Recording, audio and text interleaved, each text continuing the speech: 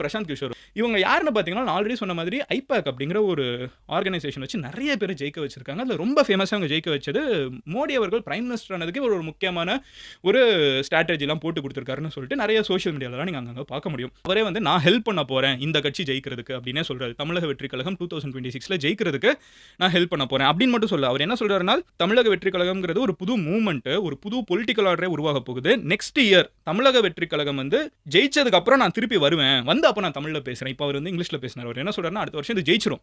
ஜெயிச்சதுக்கு அப்புறம் நான் தமிழ்நாட்டுக்கு வந்து தமிழ்லயே உங்களுக்கு ஒரு ஸ்பீச் குடுக்குறேங்கிறாரு. சோ பேசிக்கா அவர் என்ன சொல்றாருன்னா, தமிழக வெற்றி கழகம் வந்து அடுத்த எலக்ஷன்ல ஜெயிச்சிரும்னு அவர் ஒரு ஸ்டேட்மென்ட் குடுத்திருக்கிறது. It is a big deal அவர் குடுக்குறது. அதுக்கப்புறம் என்ன சொன்னாருன்னு பார்த்தீங்கன்னா, தமிழ்நாட்டுல 3 முக்கியமான விஷயங்கள வந்து கம்ப்ளீட்டா ஒழிக்கணும். ஒழிச்சோம்னா தமிழ்நாடு நல்லா இருக்கும் அப்படின்னு சொல்லிட்டு அவர் என்ன சொல்றாருன்னா, ஃபர்ஸ்ட் வந்து கரப்ஷன்.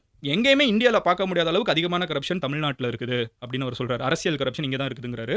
2வது கம்யூனலிசம். அதாவது மதத்தோட பேரை சொல்லி அரசியல் பண்றது. அத கம்ப்ளீட்டா அழிக்கணுங்கிறாரு. 3வது டைனாஸ்டி. அதாவது குடும்பங்கள் வந்து ஆட்சியில உட்கார்ந்துட்டு இருக்கிறத அழிக்கணும் அப்படின்னு சொல்றாரு.